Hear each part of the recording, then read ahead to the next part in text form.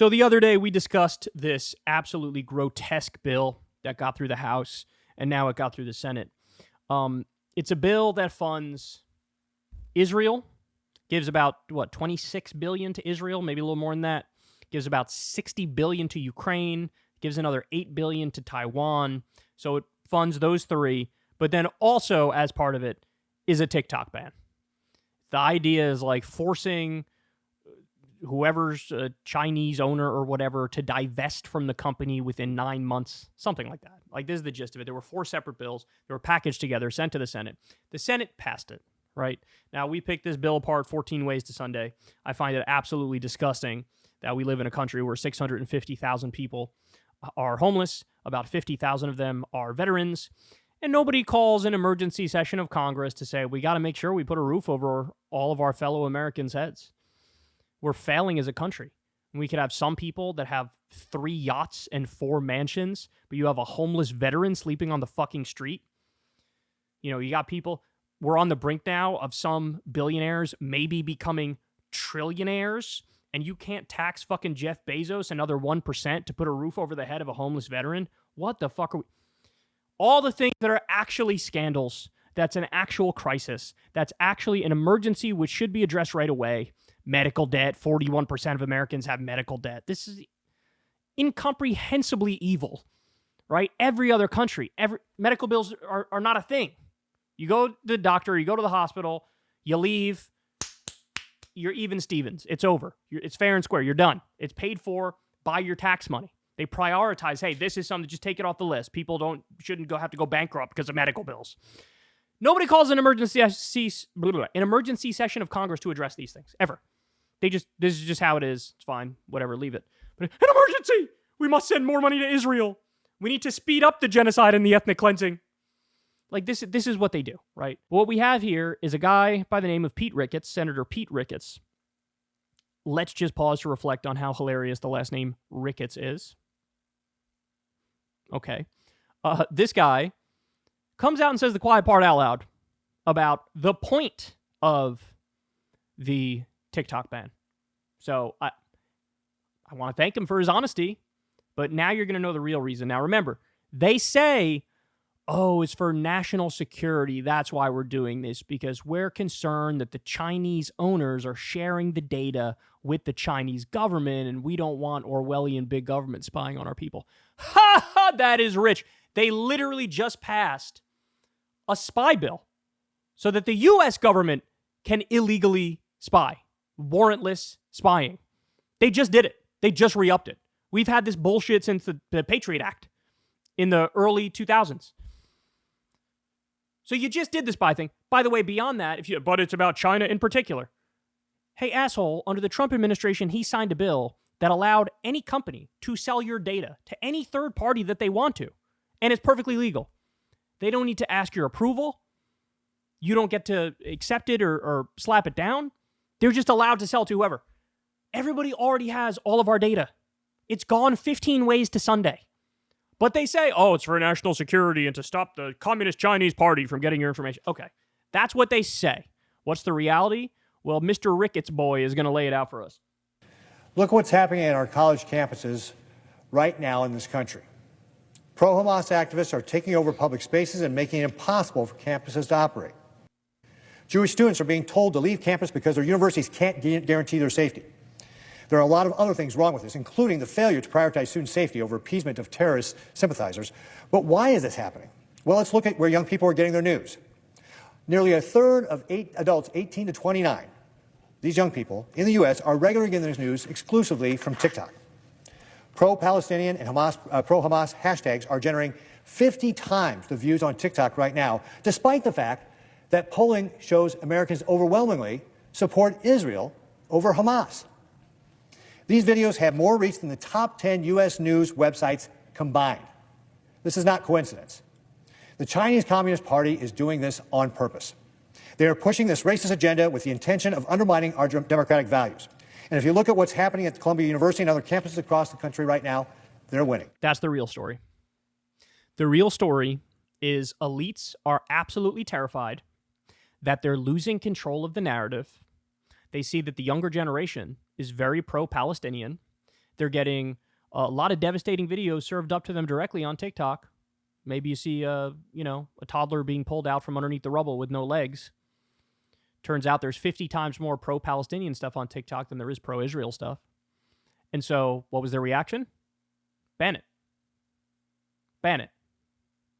So our decrepit old leaders who are funded by AIPAC and DMFI and the Israel lobby, they take hundreds of thousands apiece, sometimes millions apiece.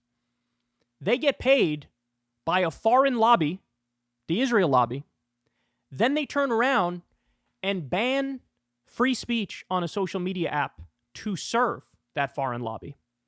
Let me ask you a question. How is that not you being a traitor to your country? How is that not you serving the interests of Israel over the interests of your constituents in the United States of America? In this country, you're allowed to protest and boycott this country. You can protest and boycott the United States in the United States. But there's a bunch of laws on the books in a bunch of different red states that say you can't boycott Israel. In order to get hurricane relief money in Texas, you had to sign something saying, I'm not going to boycott Israel.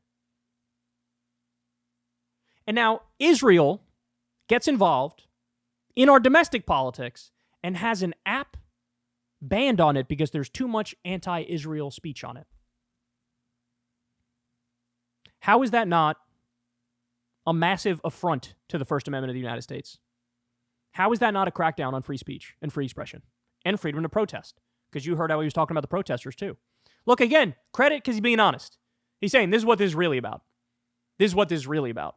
Then let's go through some of the specific arguments he made. He said, well, I mean, this is an outrage because TikTok is very pro-Palestinian, but polls show Israel is supported over Hamas. Well, when you frame it that way, of course Israel is going to be supported over Hamas. The way you would poll that would make sense is Israel versus Palestine, right? Or you ask questions specifically pertaining to the genocide and the ethnic cleansing going on now. Like, do you support a ceasefire? Things of that nature. Do you think it's a genocide? Things of that nature. And on all the relevant questions, the majority, not just of young people, not just of Democrats, not just of independents, but even on some polls, the majority of Republicans say, yes, we want a ceasefire. Yes, we want to stop arming them. Yes, this has gone too far. Over 50% of Biden voters now say it's a genocide, and more than that say it might be a genocide. So he just, like he's lying to try to say, he's trying to say TikTok pro-Palestine stuff is inauthentic because our country is so overwhelmingly pro-Israel, but TikTok is very pro-Palestinian. In other words, he's saying this has to be astroturfed. This has to be fake because everybody's pro-Israel. Think about how absurd that is. We're how many months deep now into an outright genocide and ethnic cleansing where 41,000 Palestinians are dead, 36,000 of them are innocent civilians, 15,000 kids, 9,000 women, 2 million out of 2.3 million Gazans are now homeless. Hundreds of thousands of homes are destroyed, hospitals bombed, churches bombed, mosques bombed, marketplaces bombed, factories bombed, UN buildings bombed. You think it has to be inauthentic for people to support Palestinians in the context of what's going on right now? Are you dense? Of course it's organic. Of course it's organic. Young people can't stand to see another video of a fucking toddler being carpet bombed. You absolute psychopath. And then, of course, he also lies about, he says TikTok is pro-Hamas. These guys conflate Palestinians with Hamas all the time to try to make it seem like if you take the position you're taking, you're in favor of a terrorist group, as opposed to you're in favor of women and children not being bombed.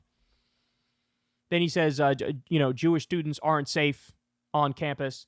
You know what? He's right about that one, but not in the way he thinks. It's Jewish leaders of pro-Palestinian movements, like the leaders of Jewish Voice for Peace. Those Jewish leaders aren't safe. Why? Because the NYPD came in and started cracking some skulls of protesters. Because the administrators at this school might end up suspending or expelling some of these students who are just expressing their free speech and standing up because they have a moral compass. But look, there you go. It's got nothing to do with China. It's got nothing to do with China. This is the veneer. This is the front story for what the real reason is. We've lost control of the narrative among young people. The head of the ADL, Greenblatt, he came out and said this recently. It was secretly recorded and on a call, and he was very clear. He said, look, we have a young person problem. It's not Democrat versus Republican. It's not right versus left. It's young people are the problem. They are not pro-Israel. And we have a TikTok problem. He said, we have a TikTok problem. Because in his mind, well, this is the source of it. So ban it. Ban it so people can't get a pro-Palestine perspective. Ban it so we can continue to propagandize and control the narrative and get people to not pay attention to or passively support an active genocide and ethnic cleansing against the Palestinian people. That's what it's really about.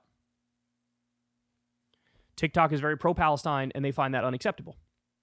And they're very powerful. By the way, great move there, Joe Biden. During an election, Joe Biden joined TikTok not that long ago. On the one hand, he's going to goof around and have fun and be, tee-hee-hee, I'm like your uncle as president, tee-hee-hee, or maybe your grandpa. I'm a good guy. Here, watch a funny video of me eating an ice cream cone in aviators. On the one hand, he's on TikTok, and on the other hand, he's going to sign a ban on it. Yeah, the group of voters that you're really struggling with at the moment, young people, great way to try to get them on your side. To ban their favorite fucking app. You absolute mental midget. Jesus Christ. There you go. That's the true story. Hey, y'all, do me a favor and like and subscribe. It helps out big time in the algorithm. Click the bell as well for notifications when videos drop. And watch that video on screen right now. You know you want to.